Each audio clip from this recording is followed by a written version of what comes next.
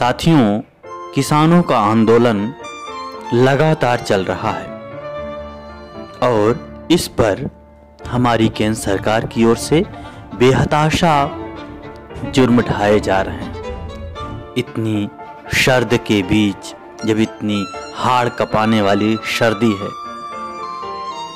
ऐसे समय में जो भी दिल्ली की ओर जाने वाले किसान हैं, उनके ऊपर आंसू गैस के गोले, वाटर कैनन से पानी की बौछार, लाठी डंडों से लगातार किसानों पर प्रहार किए जा रहे हैं। जब सत्ता की संवेदना मर जाए और सत्ता अपने अहम में इतनी चूर हो जाए कि आम जनता के दुख तकलीफ का कोई उनके ऊपर प्रभाव ना पड़े।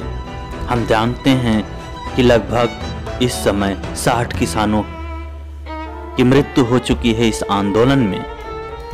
ऐसे समय में हम आज आपके बीच में केदारनाथ अग्रवाल की प्रसिद्ध रचना पूंजीपति और श्रमजीवी प्रस्तुत करने जा रहा हूं। इसमें उन्होंने ये दिखाने का प्रयास किया है कि किस प्रकार से जो पूंजीपति होते हैं, जिनके पास धन दौलत है, वो किस प्रकार से रहते हैं, और जो हमारा मजदूर, किसान, आम जनता है, वो किस प्रकार से रहती है। आइए इस कविता को सुनते हैं। पूंजीपति अपने बेटे को बेहद काला दिल देता है। पूंजीपति अपने बेटे को बेहद काला दिल देता है। गद्दी पर बैठे रहने को भारी भरकम तन देता है। गद्दी पर बैठे रहने को भारी भरकम तन देता है। सिरहाने रखकर सोने को दिन में पैसा ठग लेने को रोकड़ खाते सब देता है। गर्दन काट कलम देता है। सिरहाने रखकर सोने मतलब सिर के नीचे पैसे की गड्डियां रख करके सोने को, तो वही कह रहे हैं कि सिरहाने रखकर सोने को दिन में पैसा ठग लेने को रोकड़ खाते सब देता है और गर्दन काट कलम देता है। काली मस से काली करने का अवसर देता है और जब तक जीता रहता है शोषण की ही शिक्षा देता है। तो इस कानून के तहत भी जिस प्रकार से किसानों, मजदूरों का शोषण करने का पूरा मंसूबा तैयार किया गया है, वही यहाँ पर बात आ रही है कि काली मस से, जो काली स्याही है, उसके माध्यम से काली मसी से काली करने का अवसर देता है। जब तक जीता रहता है शोषण की शिक्षा देता है। पूंजीपति अपने बेटे को, जो भी धन दौलत संपदा के मालिक बन बैठे हैं, वो लोग क्या करते हैं? पूंजीपति अपने बेटे को धन देता, दौलत देता है। रति को भी शर्माने वाली रूपवती औरत देता है। जाने कितना कितना अवगुण पूंजीपति सुत को देता है। वह अपने को और जगत को, बेटे को धोखा देता है।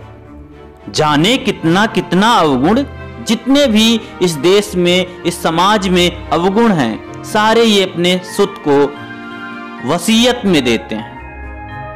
तो जितने भी अवगुण हैं ये प्रदान करते हैं। तो जाने कितना अवगुण पूंजीपति सुत को देता है। वह अपने को और जगत को, बेटे को धोखा देता है। इस प्रकार से वो आगे शोषण की जो व्यवस्था है उसको बनाए रखना चाहता है, इसलिए इस प्रकार से कारनामे करता है। आगे देखिए, जो हमारा मजदूर, किसान, आम जनता, जो कि अपने सिर्फ श्रम पर ही जीवित रहते हैं, मजदूरी करते हैं और खेती किसानी करके उत्पादन करते हैं और सबका पेट भरते हैं, ऐसे लोग किस प्रकार से जीवन व्यतीत करते हैं और अपनी आने वाली पीढ़ियों को किस प्रकार से स्वावलंबी बनाते हैं। श्रमजीवी अपने बेटे को, श्रमजीवी जो भी श्रम पर जीवित रहने वाले लोग हैं, श्रमजीवी अपने बेटे को परोपकारी दिल देता है। कैसा दिल देता है? दूसरों का उपकार करने वाला। तो श्रमजीवी अपने बेटे को परोपकारी दिल देता है। मेहनत करने को, जीने को, हाथों में हल लोहे का घन, पावों में हाथी की चालें, अभिजित छाती ऊंचे कंधे, हर आफत से लड़ जाने को गति देता है, बल देता है। श्रमजीवी अपने बेटे को मेहनत करने को, जीने को, हाथों में हल लोहे का घन, पावों में हाथी की चालें, अभिजित छाती ऊंचे कंधे, हर आफत से लड़ जाने को गति देता है, बल देता है। श्रमजीवी अपने बेटे को, मजदूर किसान जिनके पास कुछ भी नहीं होता उसके बावजूद क्या करते हैं? श्रमजीवी अपने बेटे को टूटी कुटिया, टूटी खटिया, टूटी कुटिया, ध्यान देना, टूटी कुटिया, टूटी खटिया, लोहे का तसला देता है, बहुतायत चिथड़े देता है। जब तक जीता रहता है, जब तक जीता रहता है, उत्पादन की मति देता है। श्रमजीवी अपने बेटे को टूटी कुटिया, टूटी खटिया, लोहे का तसला देता है, बहुतायत चिथड़े देता है, और जब तक जीता रहता है उत्पादन की मति देता है। अपने बच्चों को भी ये सिखाता है कि किस प्रकार से आप उत्पादन करके देश के आम आवाम का पेट भरें, लेकिन उसी मजदूर किसान के साथ किस प्रकार से बर्बरता की जा रही है ये किसी से छिपा नहीं है। आशा की खेती करने को, आशा की खेती करने को खेतों की धरती देता है, घर का भार उठाने वाले श्रमजीवी घर नहीं देता है। आशा की खेती करने को, आप सभी जानते हैं कि ये जो देश है इसमें मौसम पर आधारित खेती है अधिकतर, और ऐसे में आशा के आधार पर ही हम खेती करते हैं अपने खेतों में।